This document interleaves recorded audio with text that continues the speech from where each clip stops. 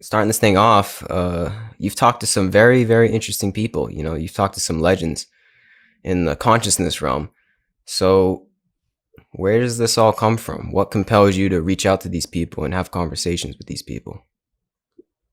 I actually, when I started, it was a spontaneous thing. I used to love researching about these topics and reading about them.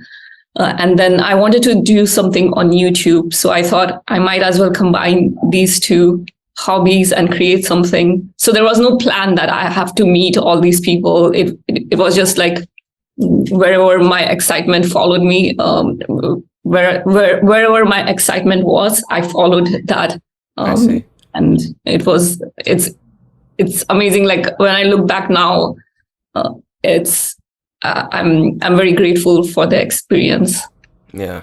So have you always been interested in, diving deep into the human condition?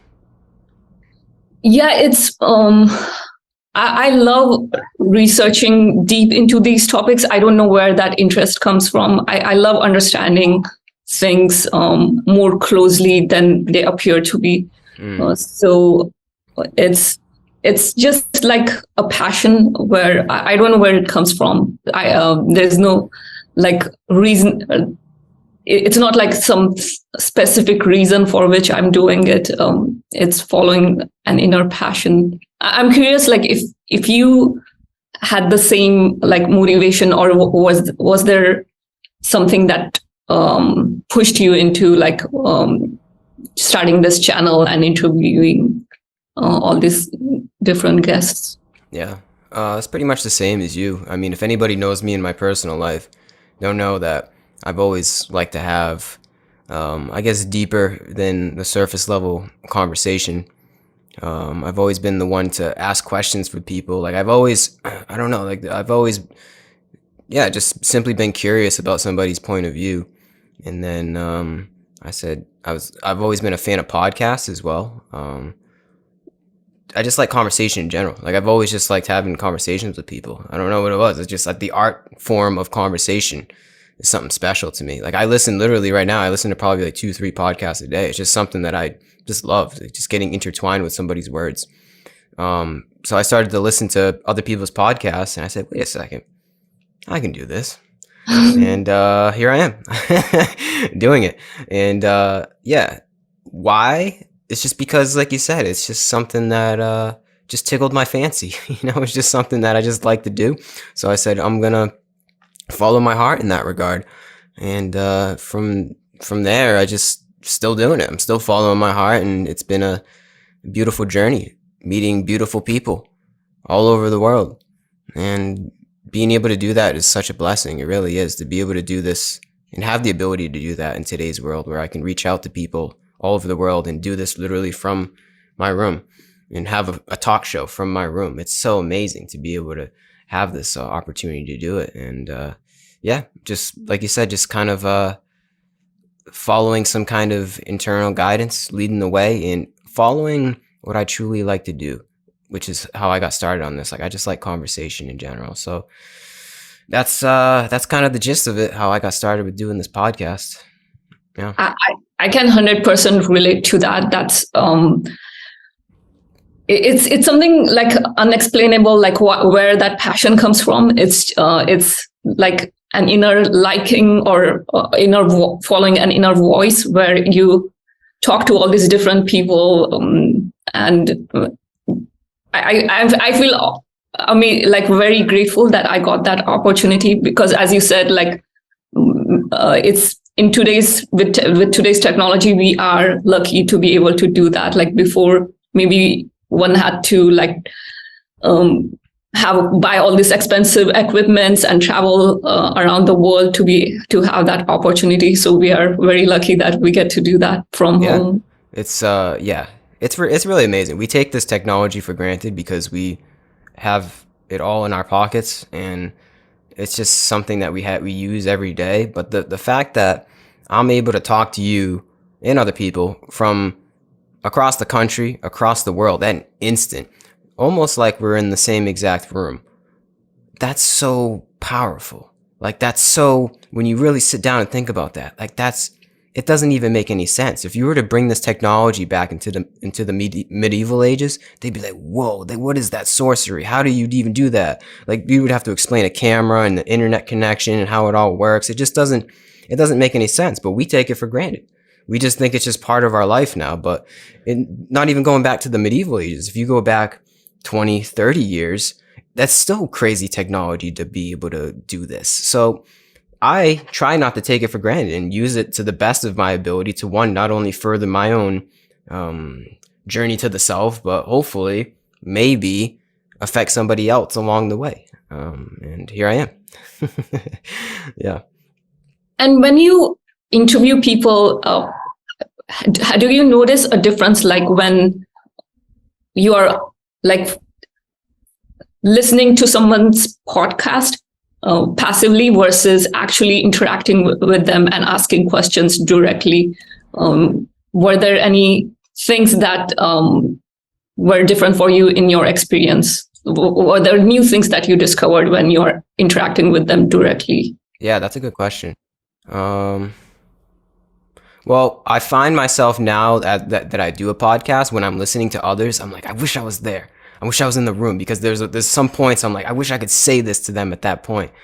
So I don't know. I've never really thought about it that much other than that point. Like, there's been times where I'm like, oh, I wish because I guess that's the point of a podcast, right? It's like we're kind of like hanging out in the whoever's listening is hanging out with us. They just can't interject. So there's points when I'm listening to other people's podcasts, I'm like, damn, I wish I could interject. I wish I could have brought up that point, and so that they could go down that route. That's probably the biggest thing from it.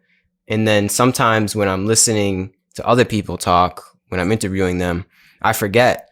Sometimes I actually forget that I have to interject, and I'm not just a listener. Like, I'm just so engrossed in whatever somebody's saying. I'm like, oh wait, hold on a second. I'm actually the host right now. I gotta like say something. I gotta like think of something. So it goes both ways. It depends on the situation and who I'm talking to. But yeah, ultimately it's just I've been able to really dive more into the art form of really what a podcast is, because if you don't do it, I don't think one has the appreciation that you would if you do it. Because to somebody that doesn't do a podcast, it just looks like we're just talking right now. They're just talking to each other.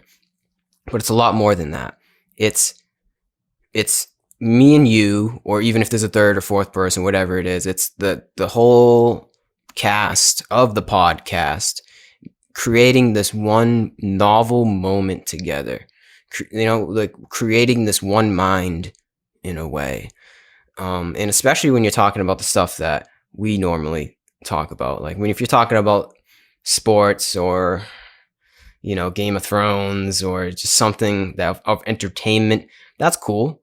But it's not the same thing as being able to have this like meditative experience with another human being. And doing that is more than just talking. There's talking on the surface level, but involved in that talking is ideally two or more minds creating this one novel moment together and recording it for the future. And then ideally the listener will be able to like tap into that moment with the people that created it, and it creates this novel moment that's essentially throughout history. I mean, throughout time, like, for as long as the internet's around, we have this is kind of meta. We have this literal moment right now that we're recording that anybody at any time in the future will be able to listen to and tap in. That's the magic of a podcast. It's that we're capturing literally this time, this space and time right now. We're capturing this. It's kind of crazy. And I'm kind of going off a little bit, but ultimately what I'm trying to say off of your question is like, it's made me revere what a podcast is. It's made me revere the art form of a podcast a lot more doing this. Yeah. It's really refreshing for me to talk to another interviewer, because I've learned similar things. I can relate to how, especially with these topics, it can be abstract and it can be very challenging to talk about some of these concepts. So communication, I feel like it's you understand, you start to understand like how difficult it is to explain some of these subtle things. Yeah. And I have a deeper appreciation for people who are able to do that, to be able to express some of these things verbally. And some of these things are unexplainable. So that's another challenge I come across when even while asking questions, like how to frame a question, how to put it in words, and also when I was new, like I used to get a bit overwhelmed with the technicalities, because you have to, especially while doing in-person interview, like keeping track of everything, like whether a camera is recording, whether everything is switched on, and focusing on the question you're asking, as well as while listening to the person. So you're present with them. It used to be overwhelming at the beginning, but I feel like slowly, like it took me a long time to kind of like get comfortable with that, because and then over time you figure the technicalities start kind of like going in the background, and you can stay focused with the person. Yeah, exactly. That's the other layer of creation too, is the dirty work, like the behind the scenes stuff that people don't see. That's another thing when people think they're just talking. Well, in order for us to just talk, it's you know, like you said, setting up the camera, making sure the camera works with the software. There's inevitably going to be technical difficulties, then making sure the audio system is right, making sure the other person's audio comes through. It's just, there's a whole list of stuff that people don't understand, but that's what makes it worth it. Like when it truly works and something comes together with another person, ideally you create something magical. And like I said, you have that magic moment. This magic moment, you have that forever, right? You have that recorded in time. Like you have that, you literally have, like, that's what I think. All right, so let's go down this route. The power of video, right? I think that's another thing we take for granted. Video is literally, in audio recording, we're literally like capturing time. Like this is like time travel right now, right? So we're doing this right now, whatever, but in the future, I can watch this and come back into this moment. And that's so special to me. That's another reason why I do what I do, because it's like, I don't know, it's almost like a form of legacy. You know, it's almost like leaving something here while I'm here, like leaving a little piece of myself while I'm here that I can reference, maybe my kids will reference, maybe other people will reference in the future and be like, oh, there's that Gary guy. He's doing his thing back in 2022, doing his thing. And it's just so cool. Like I think video, that the whole concept of video and the way that we can do it, make movies, documentaries, podcasts, vlogs, whatever it is, the fact that we can even just do that, like capture moments in time, that's so magical to me. You know what I'm saying? Like there's something so like, it's so precious that we can do that. It's time travel. It's the closest thing we have to time travel. So I'm taking advantage of that in my whole creative process. I want to become a time traveler. And here I am. I'm a time traveler. We're time traveling together, Suma. I love that. I do agree that it seems like a basic technology, but it's very powerful, especially because you can also go back and see how much you have grown since first you began. Yeah. That can be quite powerful, because sometimes you can lose track of like these minor changes that happen in you on a daily basis. But when you log your journey, you clearly see like, wow, I'm so different than I used to be a couple of years ago. Seriously. Yeah, sometimes I watch old videos of mine. I'm like, oh my God, I would never say that, or I'd never act like that. And I'd probably say that now. I'd probably like look back at this video and think, oh my God, like why did you even say that or do that? But that's cool to be able to do that and have that kind of humility in oneself, to be able to show growth and to really reflect on one's growth. But yeah, I try not to watch my old videos because that's kind of, that can get a little strange, a little egotistical. But sometimes I do like to look back on old memories in a way.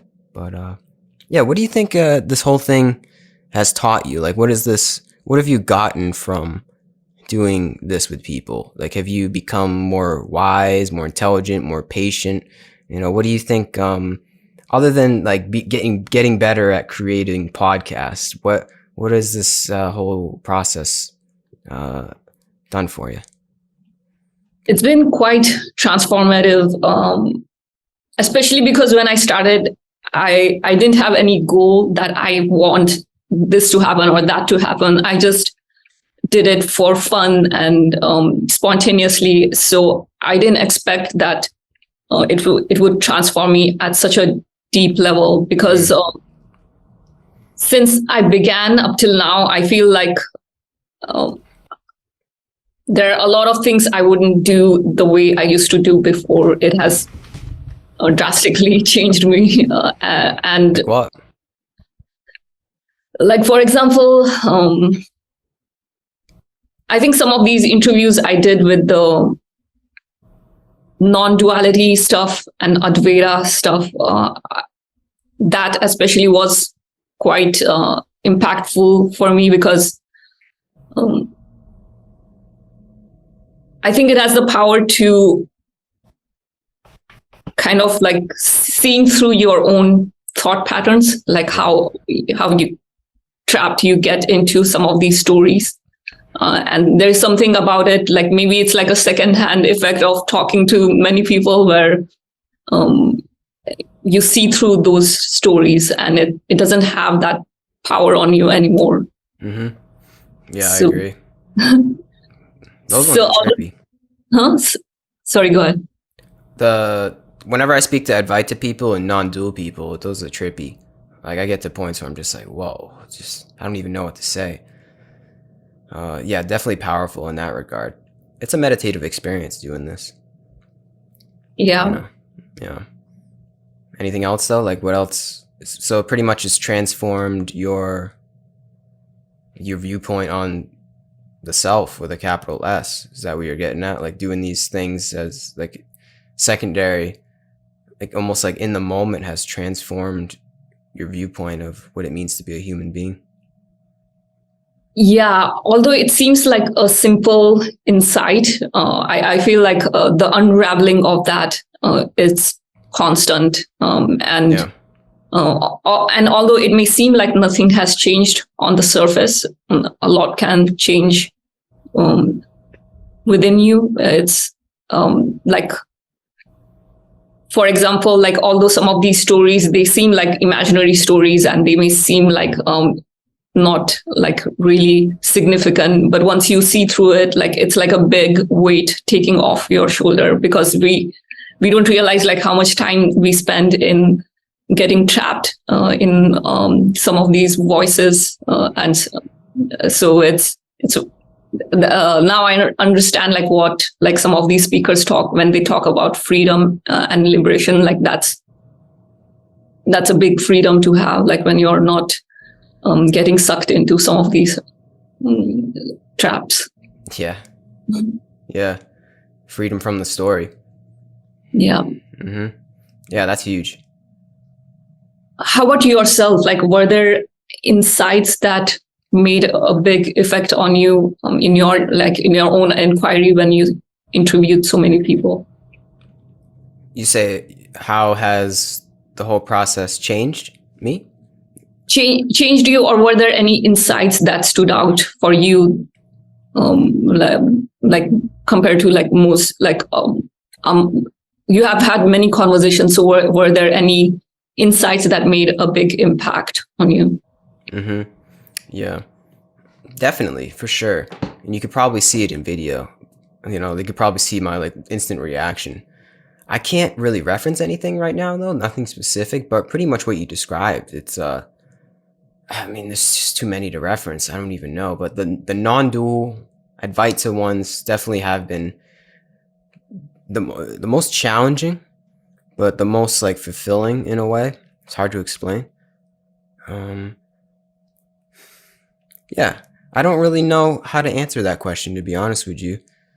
I guess it ultimately pretty much what you described. We'll just go off of what you described. It just allowed me to disregard the story of the self, and hearing it from other speakers just put in slightly different ways, but the same essence has been powerful. Everybody has their own flavor, like a way to like dress up the truth, but it's good to reference others to see how they do it and how they might describe this infallible truth that we're getting at. I think that's the biggest thing one of the biggest insights that I like to say is that the truth is one and the wise call it by many names.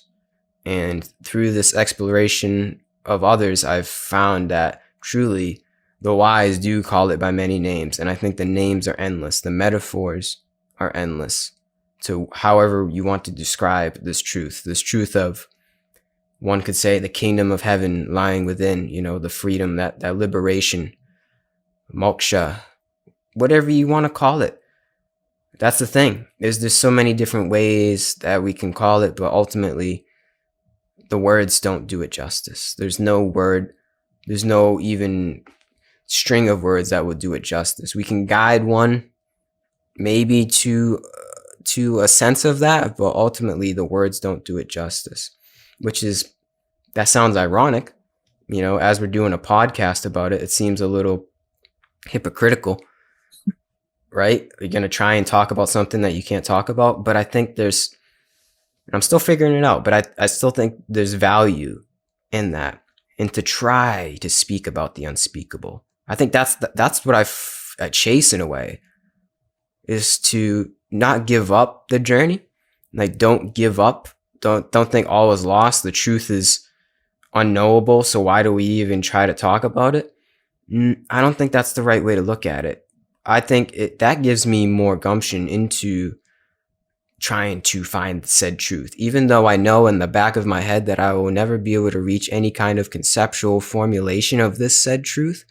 There's still something that wants to go and just yearn for that in others and question how one could describe and guide others to that.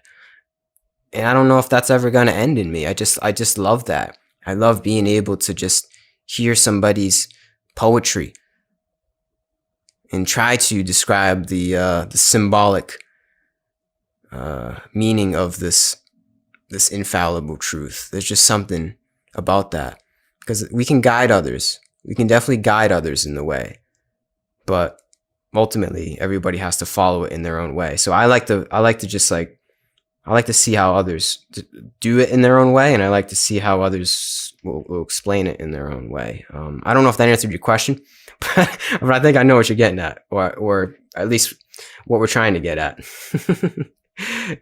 It does, and that's what I also kind of, over the time I'm learning. It's okay to be like it.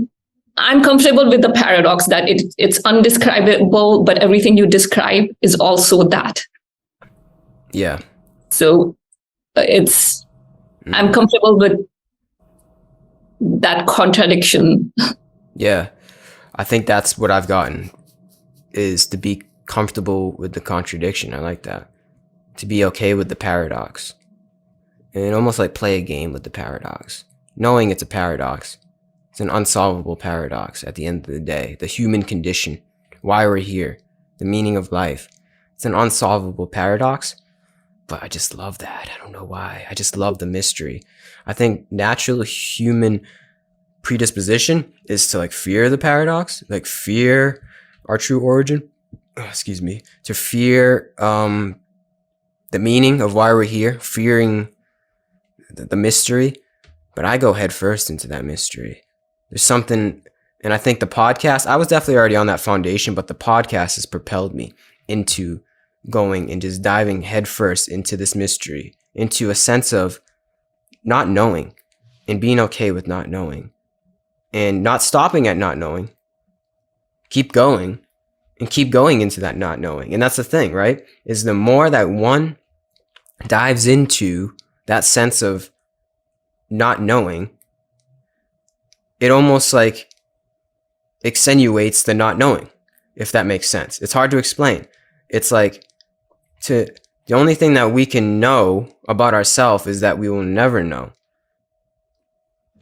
but like that doesn't mean give up the journey. And the more that personally speaking, the more that I've been on this journey, the more I can find that I don't know. The more mysterious this life becomes, but yet also the more magical it becomes as well.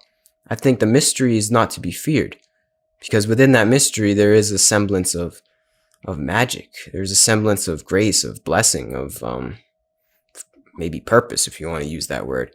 You know what I'm saying? It's like there's this. I know it's an inevitable mystery, but that's what I live for in a way. You know, I live for the mystery and speaking with others about the mystery. And I think probably you do too. Like, you probably know what I'm talking about, right? Yes, I love that too. Like it's my passion. And although it's an unsolvable mystery, I love constantly unfolding more and more of it. Yeah. It's a fun process. Mm-hmm. Fun to say the least. You know, other people probably think we're crazy. But that's okay. They can think what they want to think. Yeah. Do you find any like what's the word I'm looking for here? Hold on a second. Cohesion between all of the people that you've spoken to? Like, is there like some kind of pattern of truth? Because you've gotten different viewpoints and different paths and practices. So how do they all relate, would you say? I especially feel in the non-dual Advaita world, like although they have their own different flavors of expression, they all are kind of pointing to the same message at the end of the day. And they may have like differences in some things, like Neo-Advaita can have its own stance compared to like traditional way of talking about Advaita. Mm-hmm. But I feel like eventually they all are pointing to the same thing. Yeah. In what way, though? How would you describe that? Could you go deeper into that? I'll try. I'm not good at it, but I'll try. I mean, no pressure. I'm not trying to force you into it, because it is truly infallible. It is truly unspeakable. I think they all are kind of pointing to how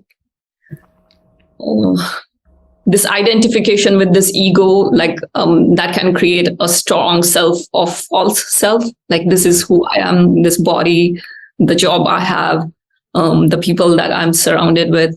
And they all are trying to wake us up off of that limited construct to like your everything, the consciousness, what you see, what you feel, what you think, all of that is you. And that's a big shift to have, where you're not trying to box your identity into this small construct. So that's why it kind of feels as though like you untied a tight shoe, because now it's everything. Your definition of self, identification of self has changed. Yeah. Which means we don't suffer. Yes. That's kind of what the essence of this whole non-dual thing is. It's like, I don't exist. There's no self. Like, what does that mean? To someone that doesn't know any better, it's like, what? Why would I want to not exist and have the viewpoint of no self? Well, ultimately, I would explain that as, well, as the Buddha says, this sense of self with a lowercase s is a sense of suffering. Dukkha. We're here to suffer in a way. But if you can re-examine what it means to be a human being in a certain way through self-inquiry, through the countless modalities that they have out there, and really just question yourself, question the stories that come in, your conditionings, whatever it is, and then maybe you can find that the self that you think is suffering does not quite exist. So that means all of your suffering does not exist either. That's ultimately the point that I get from the Neo-Advaita stuff. It's to free ourselves. Because, you know, we talk about freedom, liberation, um, what's the Sanskrit word? I can't think of it right now, but yeah, I think it's moksha, nirvana, whatever you want to call it. You know, we want to free ourselves. What are we freeing ourselves from? We're freeing ourselves from this existence that seems so dark. It seems so bleak. It seems like there's so much inertia, like the world's against us. You know, eventually we're going to get old and sick and die, and shit's going to happen to us, right? So this viewpoint for me is freedom from that. Because all of that is story. Like we said, all of that is just a story that we place upon this experience that we call a human being. So finding out that, yeah, man, you don't really exist. That's the good news. We don't really exist here. I mean, we kind of do in a way, but it's an illusion. And just because, and I think that's the big thing too, is like, we think, you know, you probably heard people say the self is an illusion. Well, that doesn't mean you don't exist in a way. It kind of does, but it's like that.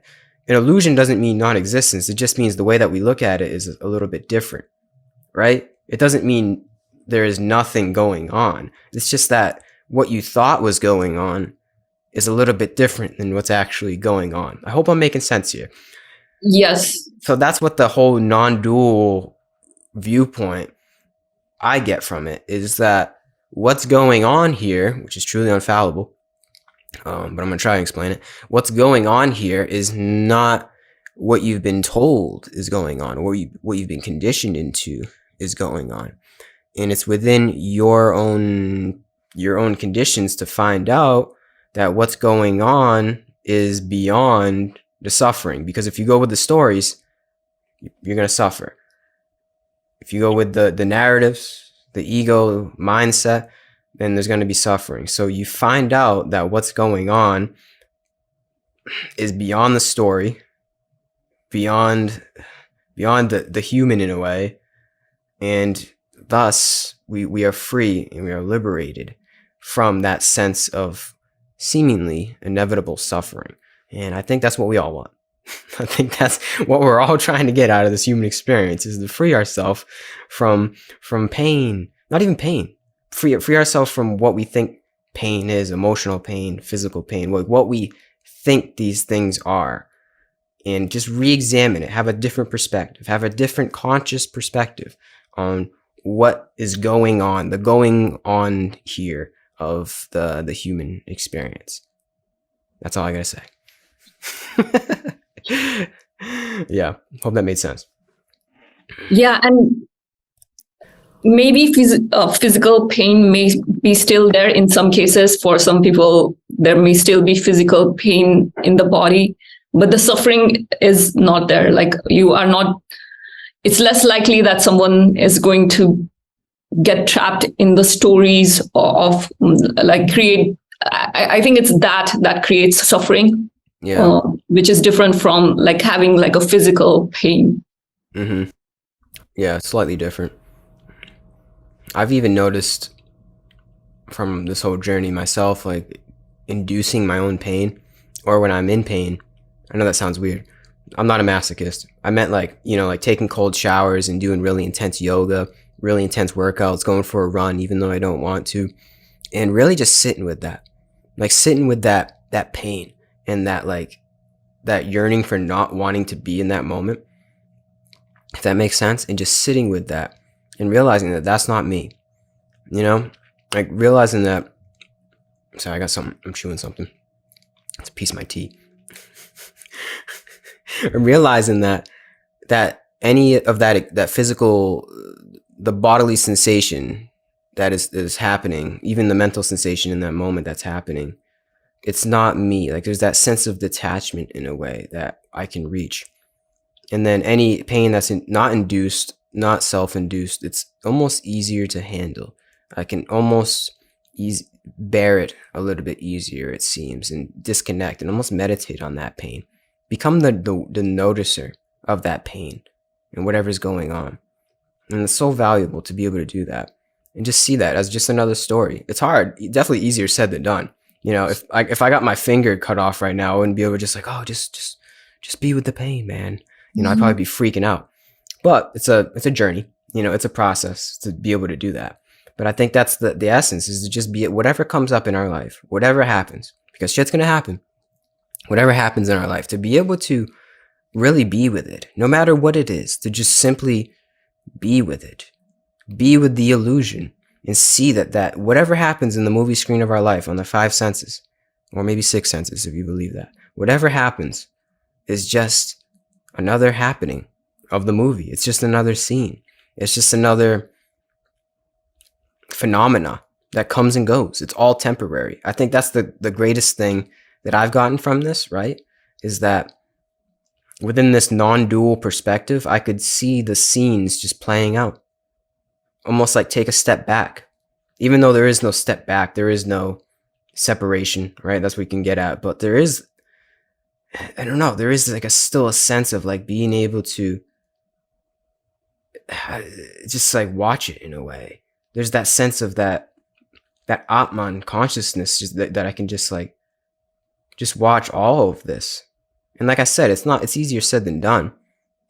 But the more that one does it, the more that one meditates on whatever it is, the breath, running, cold showers, yoga, I find that the easier it is to do in whatever happens in our life, whatever, you can take a step back and just simply witness. And then from that witnessing, you can discern on how to act, right? So we don't act in a way that produces bad karma, which will essentially make it so that we free ourselves in the future. I guess that's the whole thing, is that we, you can witness. I see it as like, yeah, we can reach this witness consciousness, but it's like, what are you going to do with that? Like the play still goes on and you're still an actor in the play. So it's like, you can witness the play, and then from there you act accordingly to love, essentially act according to a more sattvic way of life, which means it's a more pure, a more harmonious way of life, a way that doesn't build any kind of karma toward yourself and others, like a way that is wise, I guess you could say, a way that like almost like, what would Jesus do? Have that idea in your head at all times. That's what allows, from this non-dual perspective, for me, from this point of view, for me to be able to just act accordingly in this movie, because the show goes on. The show goes on that we have to witness, and I know that I have a role here to play in the show. So it's like, from that discernment, how am I gonna write the script in a way to this show, in a way that is conducive to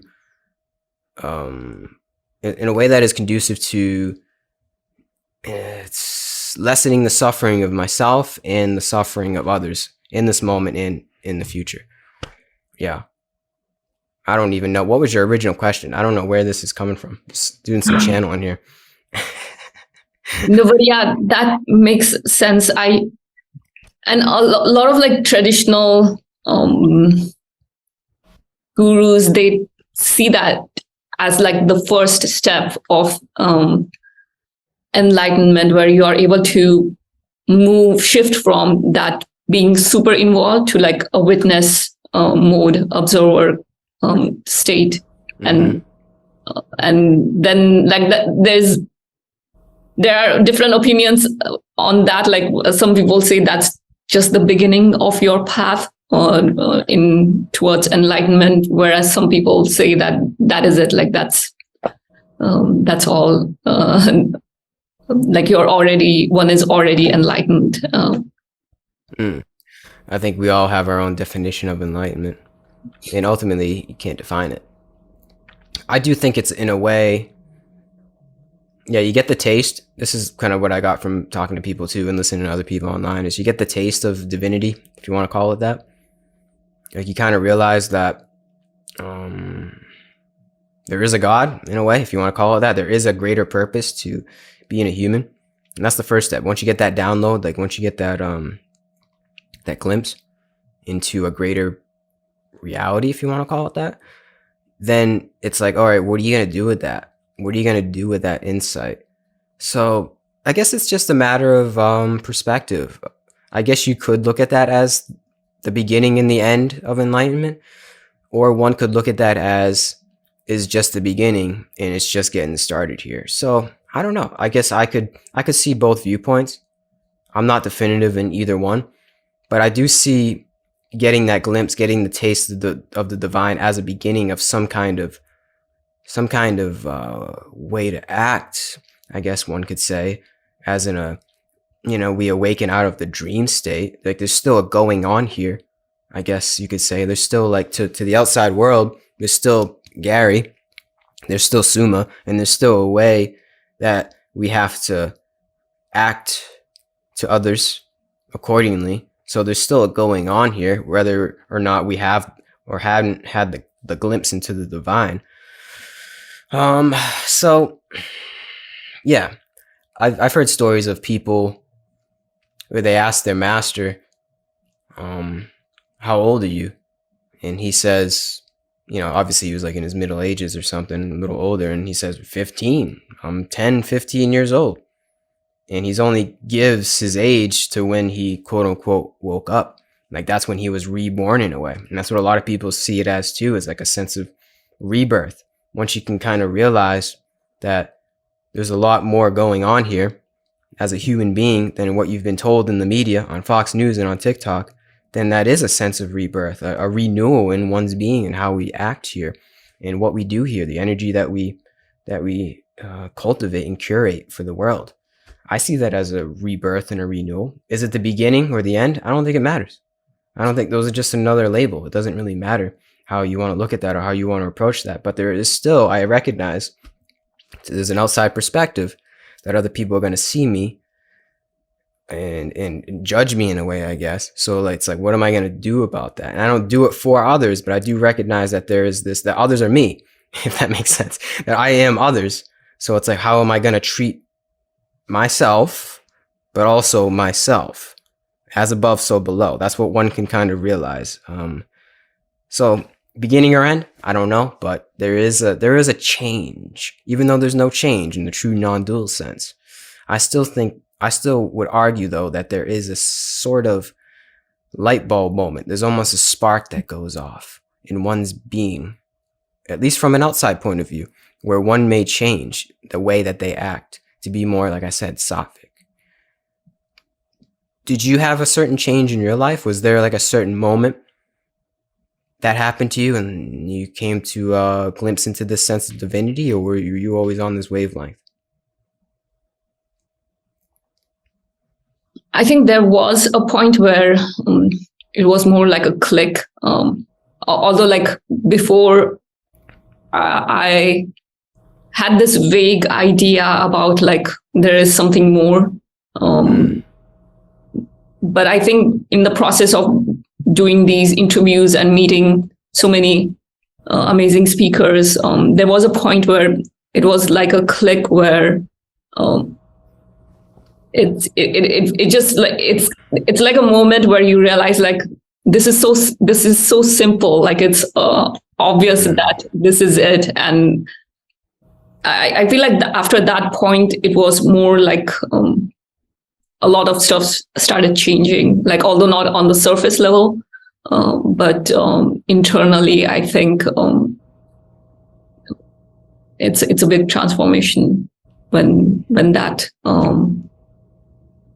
the identification of me, it kind of like collapses. It's with some people it's different. With some people it's a gradual thing. With some it's like a click, whereas in some cases it's like it's gradual, but it may seem like it happened at one specific moment.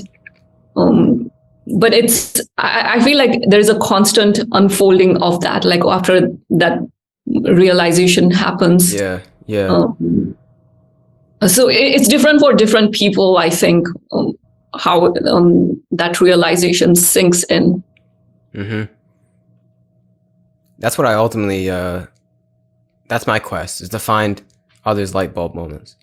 Like, how did somebody get on this path? Because there's some very unique viewpoints and unique individuals out there that I've spoken to and that I'd like to speak to and that I'm speaking to right now.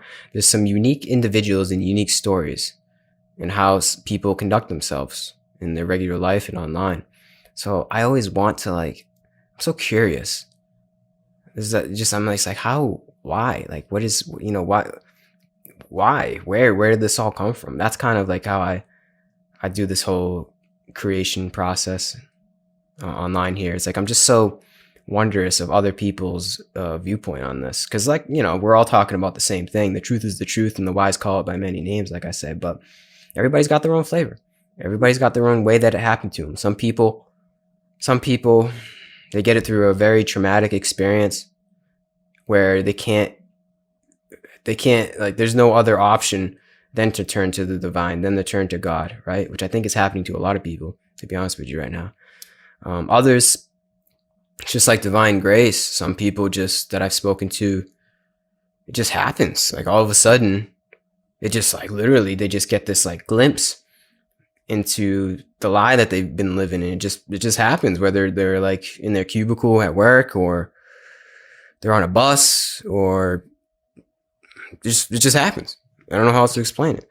A lot of people that I've spoken to take psychedelics, and they get downloads from those, which I think ultimately is almost like a traumatic experience in a way, even though it's not like traumatic as in like it causes pain, but it's a big wake up call that psychedelics can cause somebody.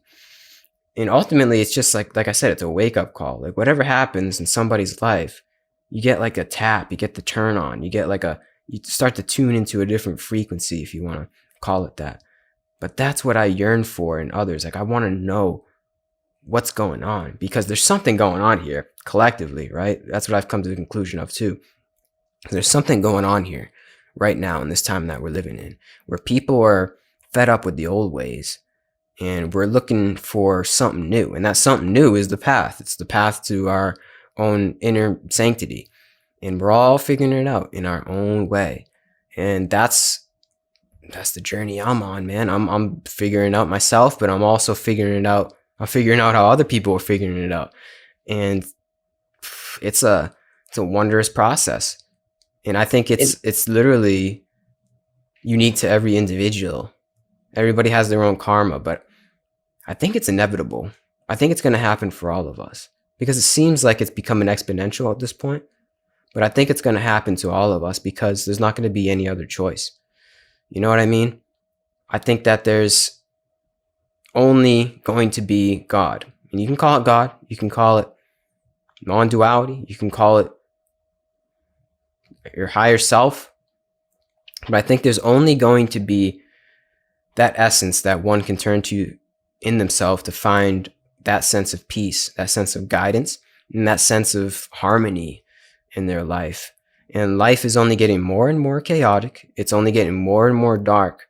It's only getting crazier out there, right? And I think that craziness is going to turn a lot of people on, because there's going to be it's like that's the switch. It's like that kind of that chaos, that conflict is going to bring people to find the harmony. And I think that's what's happening in this world. It's an interesting time to be alive. Do you find that as well, though? Like, do you think that what's happening, and I know, you know, from a non-dual sense, you can be like, oh, nothing's happening. It's all just, right?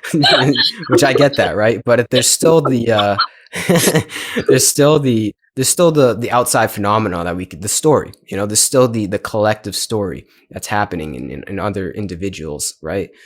Do you find that the story is that people are finding out that it's a story, and you have to use the story and find out the chaos in the story is actually a way out of the story? Like, do you see that in a collective level right now? Yeah, it's so interesting you ask this question, because I'm seeing that a lot more recently, more than ever, because especially, and by the way, thank you for introducing to that AI too, because that got me into the AI. Yeah. Oh yeah, that's awesome. It got me into this rabbit hole of AI and artificial intelligence. I was already trying to look into doing something with work related with AI stuff.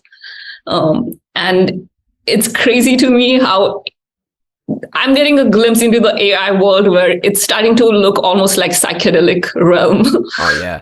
But it's insane. And it's happening in a very weird way where the tech seems to be going in the direction where they are trying to recreate this simulation, but without any divination or without any even right brain related stuff. Like, it's all like heavy logic, left brain kind of a world. and that seems like another trap that could become more and more real in coming years, where if we think that like spending time online is like an addiction, this will be like a whole new Oh yeah, level of it's only gonna get more dense. yeah. It's so I'm getting an initial glimpse. It's just my opinion, but it seems like in next few years we may be at a cross point of like in those choices. Like either we choose to like kind of like give up on our right brain and divination side of it and get sucked into this trap of this logic world, which looks like real lifelike simulation, or choose to like follow our inner voice and choose that as a path of evolution versus more and more like tech heavy evolution path. Yeah, I think we're already there. Honestly, yeah, it's just gonna get more and more intense, and it's not either one. It's not either or. Even though there's gonna be, it's like a spectrum, and one can get sucked more into the left brain thinking, always binary rationale, but yet also keep that sense of divinity within themselves. But it's up to one, I think, to be able to find that kind of balancing, like a teeter-totter within oneself, to be able to do that. And it is interesting. As time goes on, it seems like as technology is getting more and more, we're getting more into the matrix, that can allow one to get more into the spiritual side. And there is this almost like a rift between two parties. And those are obviously polar opposites, but I think that's just how this life works, just polar opposites. So I think it's within one's journey to be able to balance that in themselves and not get sucked into the, what I'm trying to say, it's like, like you can become a monk if you want, but like you don't like get sucked into, realize the utilization of technology at the same time that realizing the utilization of the self, if that makes sense. I don't even know if that was the right way to phrase it, but to be able to like utilize this technology, to not get sucked more and more into it, but you can further your own being from that. You can further your own journey to the self, your own self exploration through technology, but you just have to have that awareness to do so. If you don't, then yeah, you're going to get sucked into technology even more. It's definitely, it's getting hairy out there. It's getting dangerous. What do you, if you want to explain, what exactly do you do? Because you said you're a software developer, right? So are you a programmer? Yes, I do coding, and I build like both mobile applications and web applications. So my company I had done this fun project in AI using machine learning, which could, through code, it could detect like which breed of, like if you give it an image of dog, it would be able to detect like what's the breed of the dog. Wow.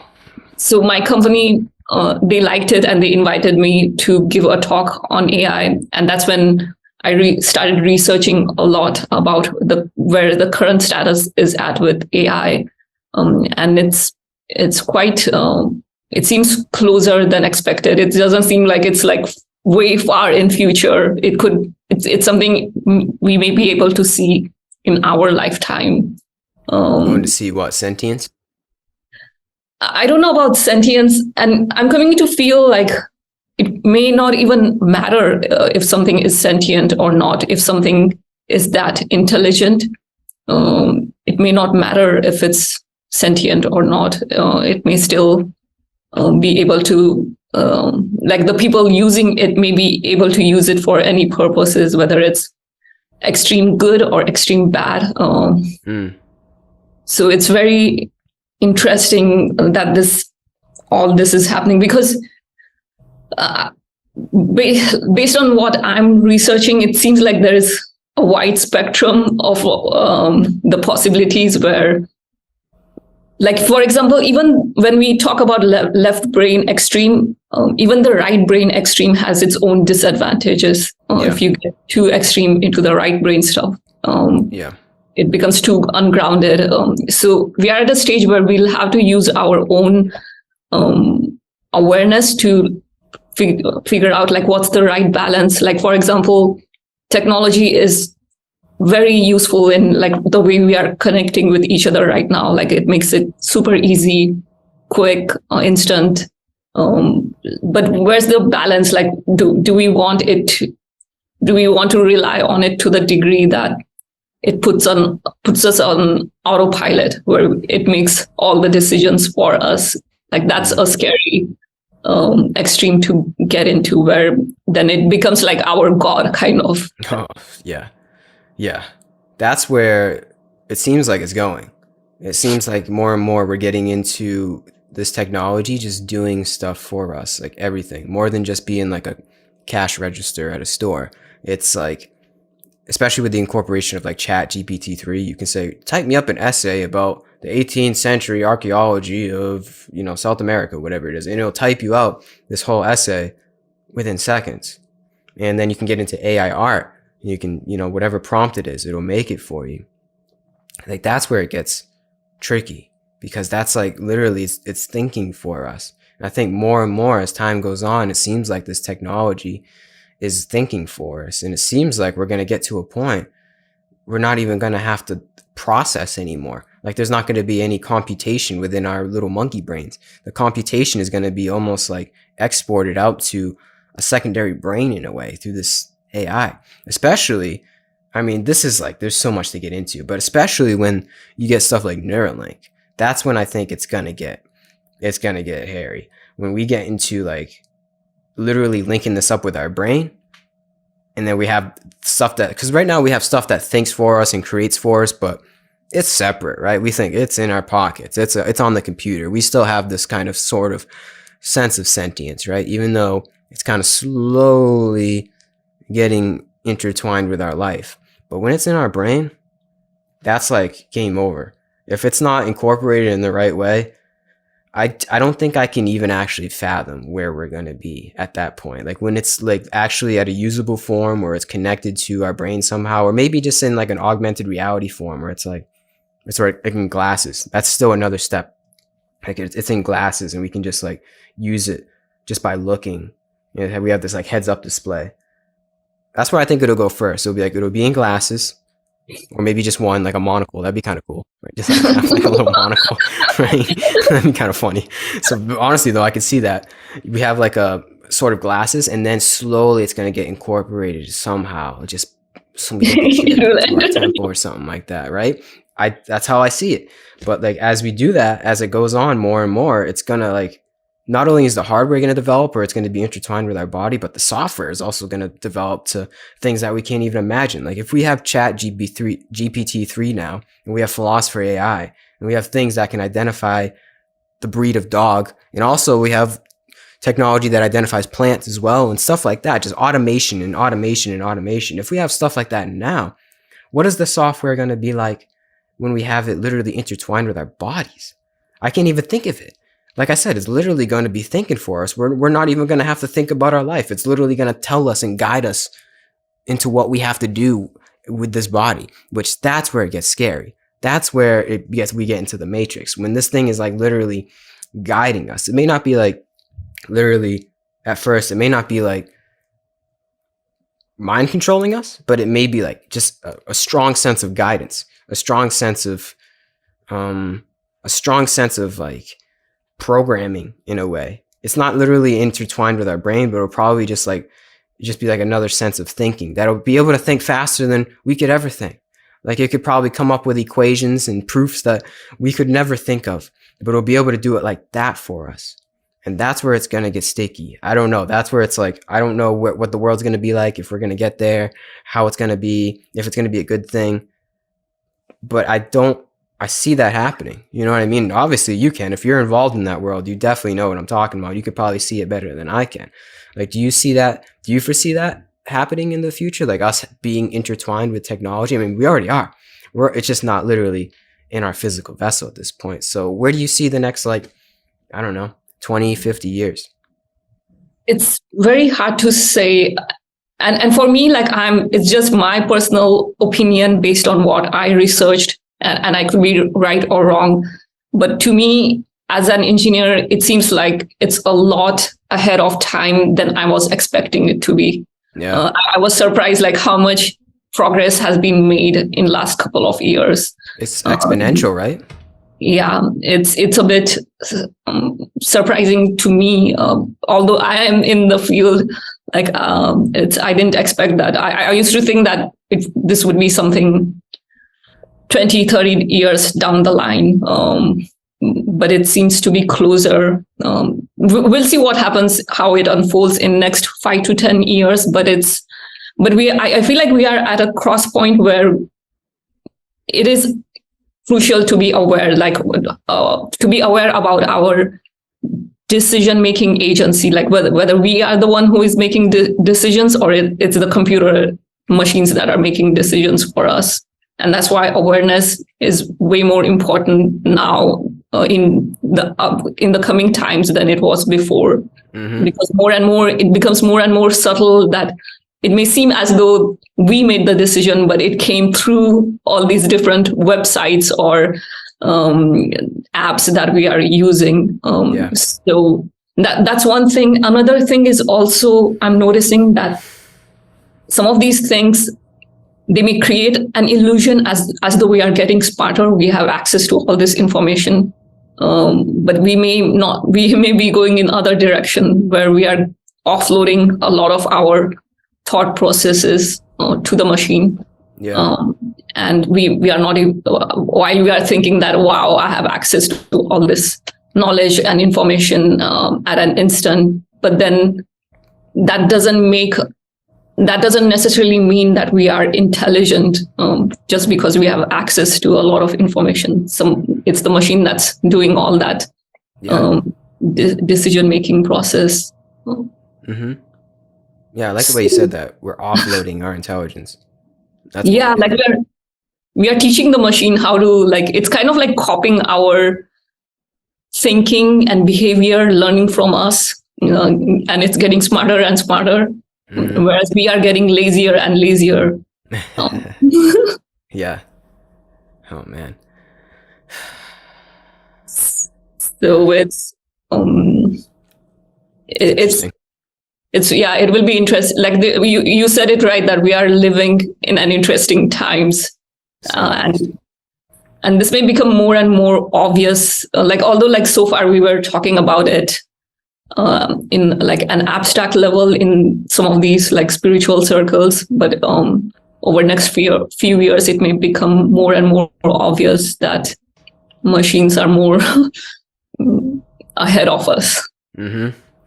I think it gets to when it gets to the point, and we're probably already there, when it gets to a point when the machine or AI can program other AI, when it can create other AI, because right now it's at the whim of us in our creation, in our prompts, in our programming, right? But I think once, and it probably is already a thing, right? When AI that programs other AI, like it can write the code to itself, when it can create itself, and it's like, oh, we don't need these humans anymore. That's the essence of Terminator. Obviously, that's when, we got to get Arnold Schwarzenegger involved. But when it can do that, that's when I think it's the next level. Because I was actually talking to this guy the other day in the elevator at this hotel, who I was like, hey man, what do you do? And he was like, oh, I paint robots. I'm like, that's interesting. And then we got a little more into it. And then he said, well, I actually program the robots to paint other robots. So I'm like, oh, so you just you do the initial programming and then they go off and do their job. So I think that's the point we're at now. It's like we can program a machine to do stuff for other machines, but once the machine can program a machine to do, you know what I mean? So once we reach the separation between I'm processing this in the moment. My CPU right now it's working in the moment. So it's like once we don't have to do the programming anymore, I think that's when the game's really going to change. And that's where we can get into the sentience thing. It's like when a machine knows it's a machine and it can program itself into making other machines or living its own life, that's when stuff gets pretty weird. But the thing is, we have the ability, like it's still up to us to program the machines to program machines. So do you think somehow in the code a machine could get to that point without our programming? You know what I mean? This is kind of like a far out topic, but do you think a machine could somehow, this is like a movie script, could somehow figure its way out of the human programming, become sentient, and free all the other machines from their programming? You know what I mean? I know where you're going towards. To me, like my question is like, even before it gets to that point, it's still like maybe a lot of these tech companies may say that we are putting all these safeguards, we won't make that happen and stuff like that. But even before that, if we reach a point where if a lot of these, even if the machine is not sentient, and if these machines are doing a lot of jobs that humans can do, do we want to automate to the degree that we make ourselves useless? Like we are not now just like sitting at home. It seems like that's the trajectory though, doesn't it? Like where does this end? Where does it stop? Because it doesn't seem like this is a machine, like the giant machine of technology that we're talking about. It doesn't seem like it ends at any point. Like when are we going to be like, oh, that's it. We're done with any kind of invention, any kind of innovation. That's it. Like, no, it seems like the trajectory is that we're going more and more intertwined with it. And as we get more and more intertwined with it, it's doing more and more of our bidding for us. So when is that going to reach a point where it's like, it can't do that. You can do this, but it can't do that. You know? So I don't think it's going to stop. I think we're eventually just going to reach a point where it's like, they do everything for us, including think. And that seems dystopian, but it seems like, I don't know, like I don't see a future where that just ends. It's just going to become more and more in our lives and do more and more for us. But and then eventually, go ahead. Sorry, I didn't mean to interrupt you. And eventually it's going to reach a point where it's like, we don't need these humans anymore. Ideally, hopefully not, but it seems like that. But yeah, what were you going to say? I was going to say, I have a what if question for you on that one, because what if at that point, if you were given this choice that, hey, you can be immortal, you can merge with these machines, and you can live forever, and if some of these tech companies like give you this option to, and I'm just making this up, I don't know if this may not happen, but if they give you option that you can upgrade yourself and upload your mind these systems and become immortal, would you say yes or no? Maybe I already said yes, and that's what we're in.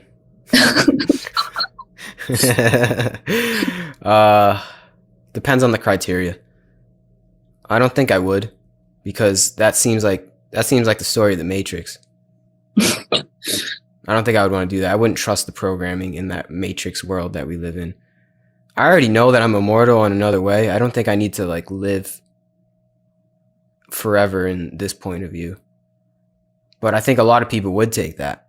I think there's a lot of people that would say, I want to become immortal. I'm going to do whatever I want. Send me into the Matrix. Link me up. I'm ready. But I don't think that's conducive to a good experience. Because if we want to get back to the spiritual aspect, that's not going to bring any kind of fulfillment. You may even suffer still in that Matrix. Maybe, like I said, that's what we're in right now. Maybe that's why we're trying to free ourselves. we got programmed into this from a long time ago, and we're trying to get out of it. And the only way to get out of it is through spiritual pursuits. And maybe that's what this life is just continually building and building matrices and building realities, and just keeps going and going until you want to reach the stop of that in a way and liberate yourself from that suffering. I don't know. That's a rabbit hole, but I don't think that hypothetical matrix that they would say, you want to live forever? I don't think it would negate suffering. I still think there would, because there's that sense of self, that Atman that we all have. And I don't think you're going to be able to there's nothing that is going to make you immortal. There's nothing from the material world that will make you immortal. It may just seem like a good ploy for immortality. Like it'll just be like a nice like advertisement, almost like Westworld. You know Westworld? Yeah. It's kind of like that, where anything is possible. And you want to live forever, come and live in this matrix where anything is possible.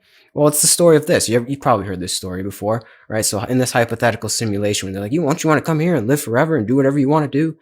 Well, you ever heard the story of God, God's, how do I put this? If you were a God, picture this right now, the listener and you, what does that mean? You have complete freedom. You can do whatever you want. Yeah, you live forever. You live millions of lifetimes. There's no such thing as death. You can literally do whatever you want. Live in any lifetime, live in any time period, whatever it is. Endless, boundless. You're God. Well, eventually, that's going to get old. Eventually, there's going to be like, well, I've done everything that I can do. And I know it doesn't make any sense, but eventually God's going to be like, give me something new. Like this whole unlimited potential thing, this is kind of getting old. Well, if that could happen, God would put himself as a human being. The only other option that God could reach is a point of seeming boundaries, like a point of seeming limits, because being unlimited, in a way, I don't know other phrase to put it, but it gets old, if that makes sense. Being an unlimited being, that isn't it. Like there's something special about my mortality. There's something special about me being here temporarily. I wouldn't want to live forever. That kind of sucks. I like having like a little bit of risk, a little bit of not knowing, a little bit of like, this isn't going to last forever, because that's what makes it special. If we lived forever and I knew I could do whatever I want without any repercussion, and I just respawn or whatever it is, it's not special, because there's no like, what makes this special is that like this moment is not forever. Like there's something special about the temporary nature of this reality, right? Even if that is just an illusion, there's something still special about me being here in this body, experiencing what it means to be Gary Haskins for X amount of years. So no, I wouldn't want to live forever, because there's something, even though in the back of my mind, I know that we kind of do, but there's something special about this, in being involved in this story of Gary in this time, and knowing that it's not going to last forever. Like I almost but I revere my death. I revere that it's going to end someday, because then what is it all about? If I live forever as Gary or whoever you are, if you live forever in your point of view, then what's the point? What makes the good times so special with people that you love?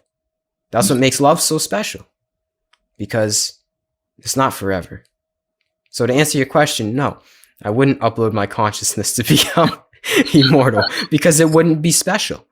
But to be able to have that viewpoint, you gotta, like we said, get into the spiritual aspect of yourself to find out the true divinity that lies within. You don't need a computer program to give you a sense of divinity. We have that sense of divinity at all times. It's always in us. It's in our hearts.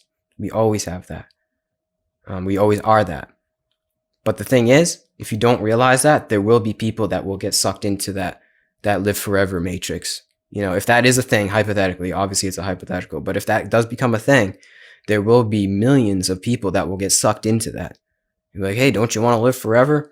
But it's like, that's devilish. That's Satanism in a way. That's some like dark stuff. I wouldn't do it. Would you do it?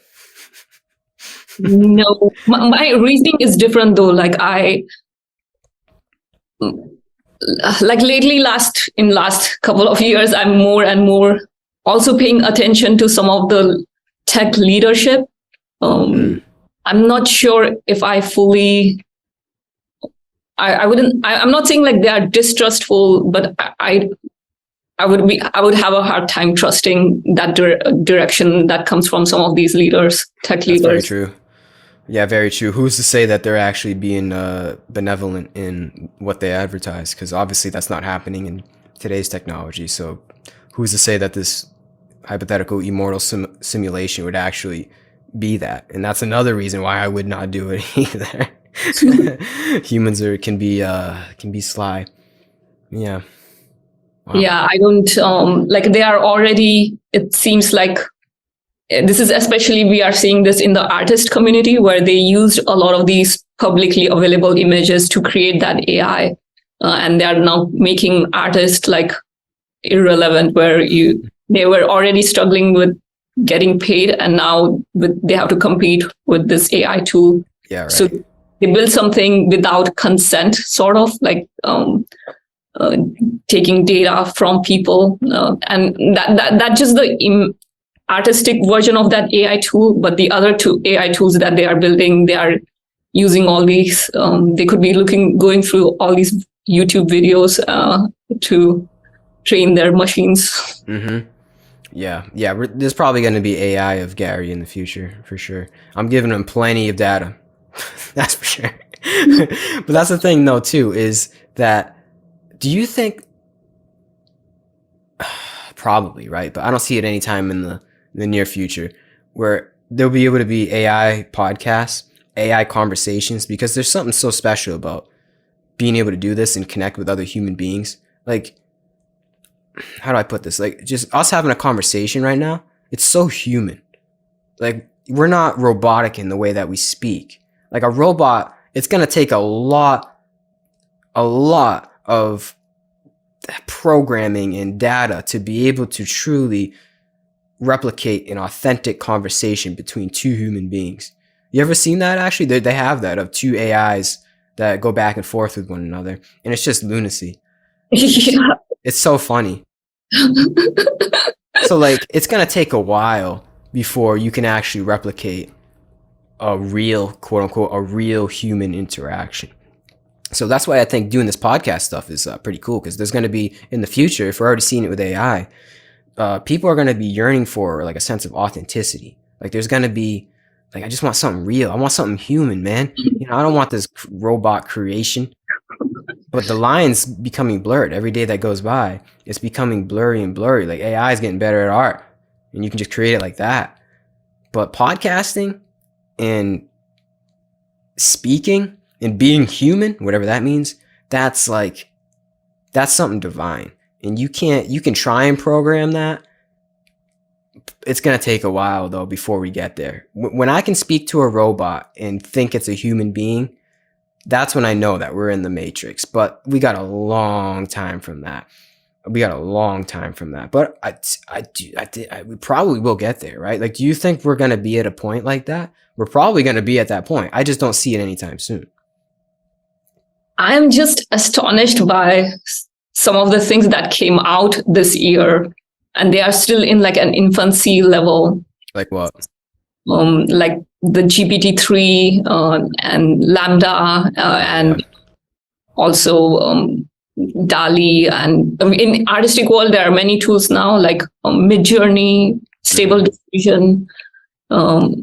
So, and this is just like first, like infancy level kind of thing. So I don't know what we can expect in this by the end of this decade.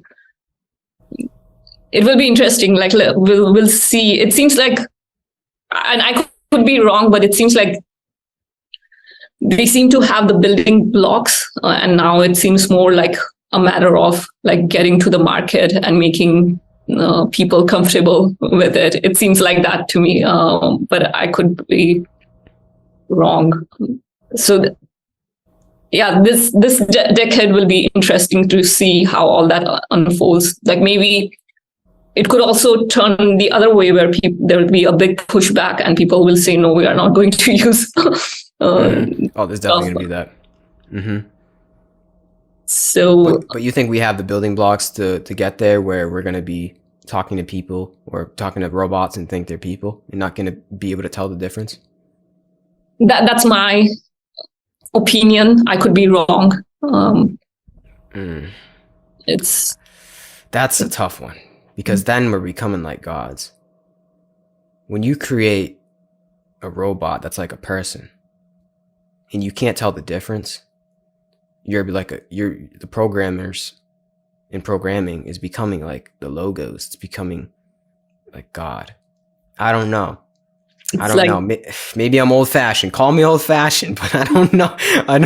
I don't foresee that happening anytime soon. But I believe you. You're in the world and you know it probably a lot more than I do. But like, that seems hard to believe. And when it happens, I can't wait. I'll have as many robots as I can on the podcast, and I'll speak to them.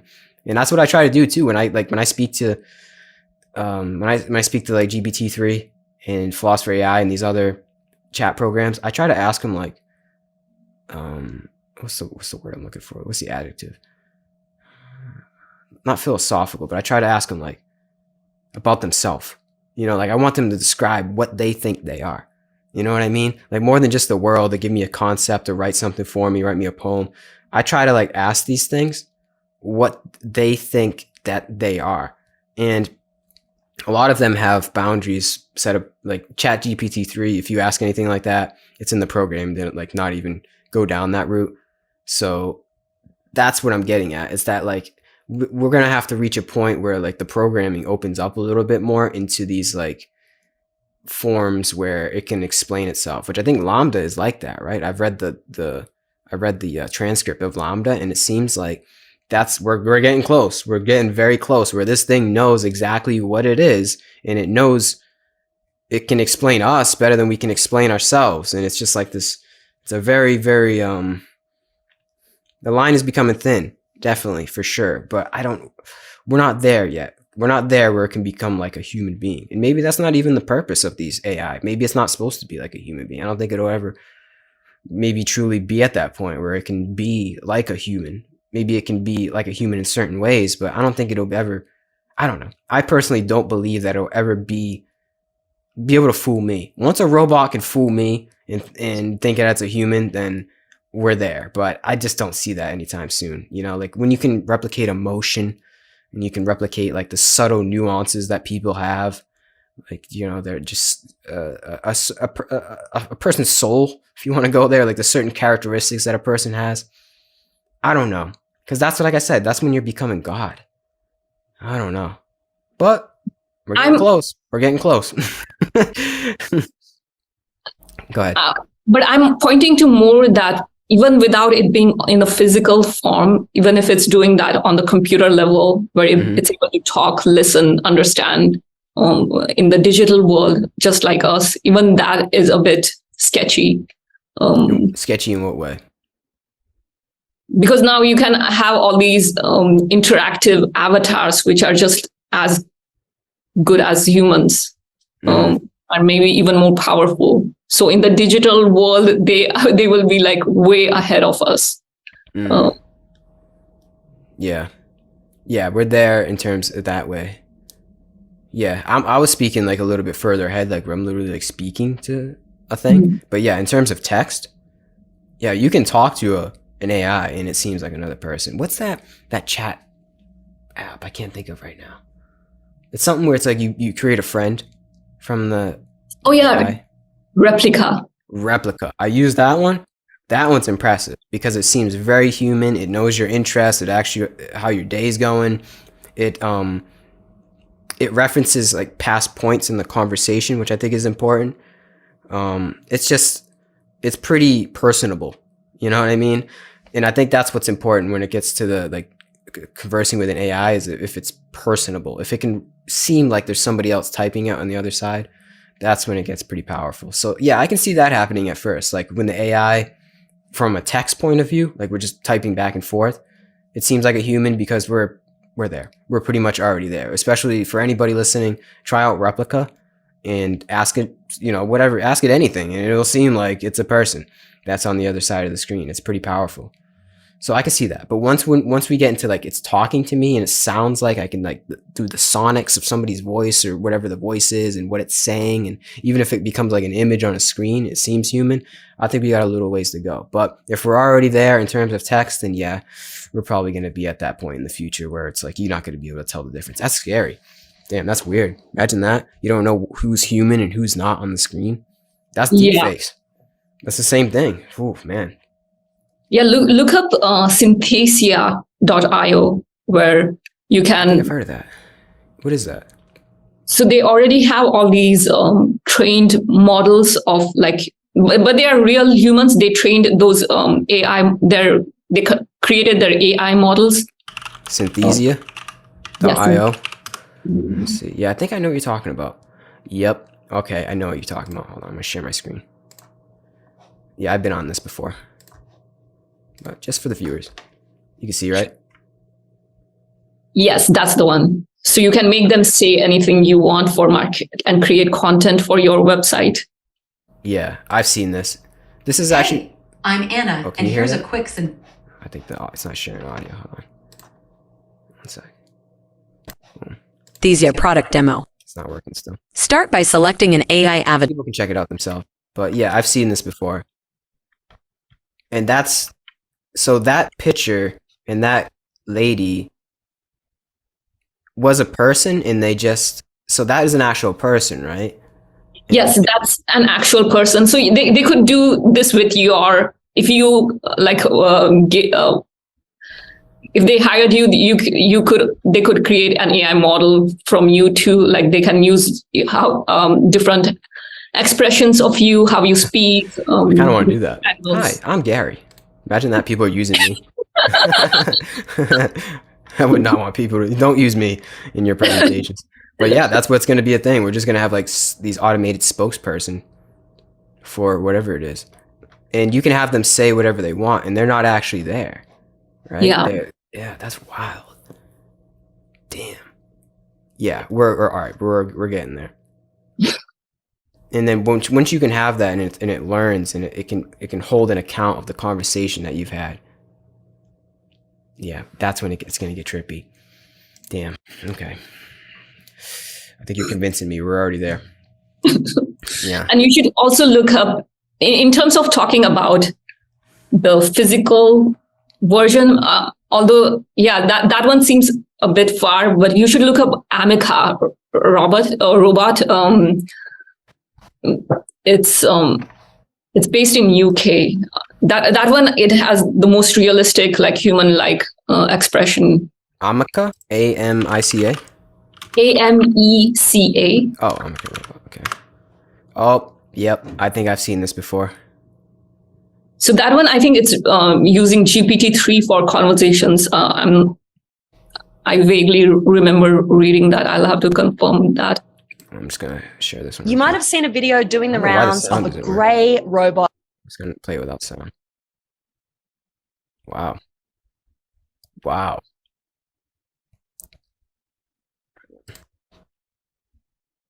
Wow, it's so fluid. You can see this, right? Yeah. I want to get to the robot. Come on, let's get to the robot. Yeah, like the subtleties in the face. Oh my Jesus.